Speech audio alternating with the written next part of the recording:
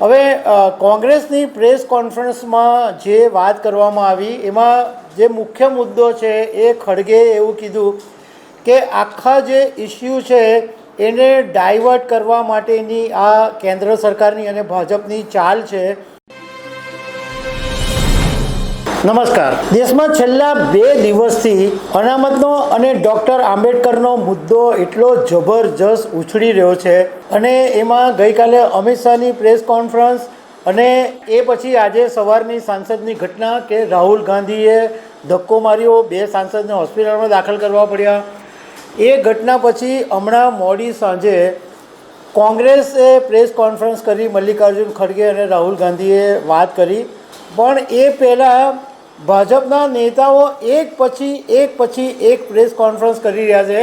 કદાચ પત્રકારો બી વિચારા થાકી જતા હશે એવી છેલ્લા 2 દિવસથી પ્રેસ કોન્ફરન્સ ચાલે છે। ગઈકાલે ખડગેએ કરી, પછી અમિત શાહે પ્રેસ કોન્ફરન્સ કરી, આજે સવારથી પિયુષ ગોયલ, શિવરાજસિંહ ચૌહાણ, હમણાં સુધાંશુ ત્રિવેદી, ભાજપના બધા જ નેતાઓ પ્રેસ કોન્ફરન્સ કરવા માટે લાગી પડ્યા છે અને હવે હમણાં છેલ્લે પાછી કોંગ્રેસે પ્રેસ કોન્ફરન્સ કરી। હવે કોંગ્રેસની પ્રેસ કોન્ફરન્સમાં જે વાત કરવામાં આવી એમાં જે મુખ્ય મુદ્દો છે એ ખડગેએ એવું કીધું કે આખા જે ઇસ્યુ છે એને ડાયવર્ટ કરવા માટેની આ કેન્દ્ર સરકારની અને ભાજપની ચાલ છે અને એના કારણે આ બધા ડિસ્ટ્રેક્શન ઊભા કરવામાં આવી રહ્યા છે, આ બધા નવી વાતો ઊભી કરવામાં આવી રહી છે। તો આના વિશે હું તમારી સાથે વાત કરીશ। મારું નામ રાજેશ શાહ છે અને તમે જોઈ રહ્યા છો ગુજરાતના સૌથી મોટા ડિજિટલ ન્યૂઝ પ્લેટફોર્મ ખબરછે.com। પહેલાં આજની જે સવારની ઘટના બની એના વિશે સંક્ષિપ્તમાં તમારી સાથે થોડી વાત કરી લઉં। તો આજે સવારે એવું બનેલું હતું કે સાંસદની અંદર બધા લોકો લોકસભામાં જતા હતા, તો તે વખતે ભાજપના 2 સાંસદો ધક્કા મૂકીને કારણે પડી ગયા। એક પ્રતાપ સારંગી અને એક મુકેશ રાજપૂત, બંને ભાજપના સાંસદો છે અને એમાં પ્રતાપ સારંગીએ આરોપ લગાવ્યો કે રાહુલ ગાંધીની ધક્કા મૂકીને કારણે બીજા બધા સાંસદો મારી પર પડ્યા અને એને કારણે મારા માથામાં ગંભીર ઈજા આવી। હવે આ બંને જે સાંસદો છે એને રામ મનોહર લોહિયા હોસ્પિટલની અંદર આઈસીયુમાં દાખલ કરવામાં આવેલા છે અને એનો આજે આખો હોબાળો ચાલી રહ્યો છે। તો બીજી તરફ કોંગ્રેસ ગઈકાલથી એ મુદ્દા પર આખા દેશની અંદર આંદોલન ચલાવી રહી છે કે અમિત શાહ રાજ્યસભાની અંદર ડૉક્ટર બાબા સાહેબ આંબેડકરનું અપમાન કર્યું એવું નિવેદન આપ્યું, એનો મુદ્દો છેડી રહી છે। હવે ખડગેએ પ્રેસ કોન્ફરન્સમાં શું કીધું એ આપણે જોઈએ। તો એમણે એમ કીધું કે આજની જે સરકાર છે એ પ્રધાનમંત્રી નરેન્દ્ર મોદી અને ગૃહમંત્રીના જે નિવેદનો સામે આવી રહ્યા છે એ બહુ દુઃખદાયક છે અને કોઈપણ જાતના ફેક્ટ તપાસ્યા વગર આ લોકો નિવેદન આપી રહ્યા છે। ખડગેએ કીધું કે ભાઈ તમારે ડૉક્ટર બાબા સાહેબ આંબેડકરને ગાળો આપવી હોય તો આપો, નહેરુને ગાળો આપવી હોય તો આપો, પણ પહેલાં તથ્યો તો તપાસો, તથ્યો તપાસીને પછી વાત કરો। ખડગેનું કહેવું એમ છે કે ભાજપવાળા જે કહી રહ્યા છે એ બધું જુઠ્ઠું છે। એમણે એક ડૉક્ટર બાબા સાહેબ આંબેડકરે એમના એક મિત્રને લખેલા પત્રનો ઉલ્લેખ કર્યો, પણ પછી એમણે એમાં ડિટેલ વાત કરવાનું ટાળ્યું। એમણે કીધું કે આ અહીંયા આગળ એ વાત કરવાનો અર્થ નથી। અમે એવું ઈચ્છતા હતા કે રાજ્યસભા અને લોકસભા બંને શાંતિપૂર્ણ ચાલે અને અમે એટલા માટે ચર્ચા પણ કરવાનો અમારો હેતુ બી હતો। અમે જરા બી રાજ્યસભા લોકસભાને ડિસ્ટર્બ કરવાની કોશિશ નથી કરી, પરંતુ ભાજપવાળાની સ્ટ્રેટેજી એવી છે, કારણ કે અમે શરૂઆતથી જે મુદ્દો ઉચકેલો કે અદાણી દેશને લૂંટી રહ્યા છે અને જે લૂંટવા દે છે એના ઉપર અમારી ચર્ચા હતી, પરંતુ ભાજપની એવી સ્ટ્રેટેજી હતી કે કોઈ પણ અદાણી વિશેની ચર્ચા લોકસભા કે રાજ્યસભાની અંદર નહીં થાય એની પૂરેપૂરી કોશિશ ભાજપવાળાએ કરી। સાથે સાથે ખડગેએ કીધું કે ભગવાન જેવા ડૉક્ટર આંબેડકરની વ્યાખ્યા અમિત શાહે અલગ કરી નાખી અને મજાક ઉડાવી।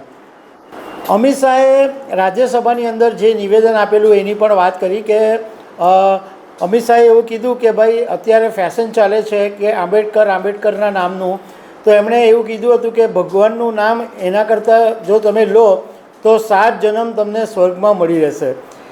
ગઈકાલે અમિત શાહે પ્રેસ કોન્ફરન્સ કરીને એવી ચોખવટ કરવી પડેલી કે તમે મારો આખો વિડીયો સાંભળજો અને મારા જે વિડીયો છે એને તોડી મરોડીને કોંગ્રેસે રજૂ કર્યો છે. ખડગે એમ કીધું કે અમિત શાહની પાસે અમે એટલી જ માગણી કરેલી કે તમે ભૂલ થઈ છે તો ભૂલ માની લો અને રાજીનામું આપી દો, પરંતુ એ લોકો નથી ભૂલ માનવા તૈયાર કે નથી રાજીનામું આપવા તૈયાર. આખા દેશની અંદર અત્યારે આંદોલન ચાલી રહ્યું છે. દેશના બધા લોકો અત્યારે આ આંદોલનની અંદર જોડાઈ રહ્યા છે, પણ ભાજપવાળા ઇસ્યુને ડાયવર્ટ કરવા જુદા જુદા મુદ્દા ઉઠાવી રહ્યા છે. એના વિશે એમણે એ વાત કરી કે આજે સવારે અમે જ્યારે ડૉક્ટર આંબેડકરની પ્રતિમાને પગે લાગીને એકદમ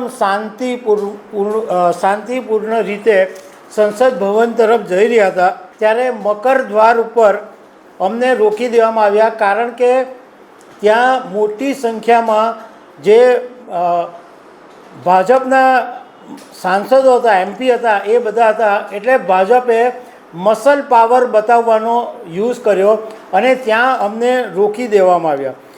અમારી સાથે જે મહિલા સાંસદો હતી કોંગ્રેસની એમને પણ રોકી દેવામાં આવી અને અમારી સાથે જબરદસ્ત અમારી પર હુમલો કરવામાં આવ્યો. ખડગેએ કીધું કે મારી ધક્કો મારવાની કોઈ ઉંમર નથી, તો પણ મારી સાથે ધક્કામુક્કી થઈ તો હું તો શાંતિથી પછી નીચે બેસી ગયો. અને આ લોકો હવે અમારા ઉપર આરોપ લગાવે છે કે તમે ધક્કા માર્યા. અમે આ વાત બિલકુલ સહન નથી કરવાના અને દેશવ્યાપી આંદોલન ચલાવીશું એવું ખડગેએ વાત કીધું. શાંતિ ભંગ કરવાનું કામ અમારું નથી, આ શાંતિ ભંગ કરવાનું કામ છે એ સરકાર કરી રહી છે. સાથે સાથે ખડગેએ એવી પણ વાત કરી કે 3 વખત અમિત શાહ એવું બોલ્યા કે મીડિયાને વિનંતી એમને કરવી પડી કે ભાઈ મારું જે છે તે તમે બતાવજો એવું 3 વખત અમિત શાહ બોલ્યા એવું ખડગેએ વાત કરી. એ પછી રાહુલ ગાંધીએ પણ વાત કરી. રાહુલ ગાંધીએ જો કે પ્રેસ કોન્ફરન્સમાં લાંબી વાત નથી કરી. એમને એ જે ખડગેએ કીધેલી હતી એમાંની જ મોટાભાગની રિપીટ કરી. રાહુલ ગાંધીએ કીધું કે અદાણીના મુદ્દે ચર્ચા નહીં થાય એવી ભાજપની સ્ટ્રેટેજી હતી અને ભાજપની પહેલેથી ભાજપ અને આરએસએસ બંનેની આંબેડકર વિરોધી અને બંધારણ વિરોધી વિચારધારા છે. અને રાહુલ ગાંધીએ કીધું કે અમે શાંતિથી જઈ રહ્યા હતા તો લાકડી લઈને આ ભાજપના સાંસદો ઊભા રહ્યા હતા. છેલ્લે રાહુલ ગાંધીએ એવો આરોપ મૂક્યો કે પ્રધાનમંત્રી નરેન્દ્ર મોદી અદાણીને આખો દેશ વેચી રહ્યા છે. હવે આજે આખા દિવસની અંદર જે ઘટના બની એમાં પછી એવું પણ બન્યું કે રાહુલ ગાંધીની સામે ભાજપે હત્યાના પ્રયાસની ફરિયાદ પણ કરી. તો હમણાં મોડી સાંજે એ પણ જાણવા મળ્યું કે કોંગ્રેસના નેતાઓ પણ પોલીસ કચેરીએ પહોંચ્યા છે અને મારામારીની ફરિયાદ કરાવી રહ્યા છે. તો દર્શક મિત્રો, આવી અનેક વાતો સાથે અમે તમને મળતા રહીશું. Thank you very much.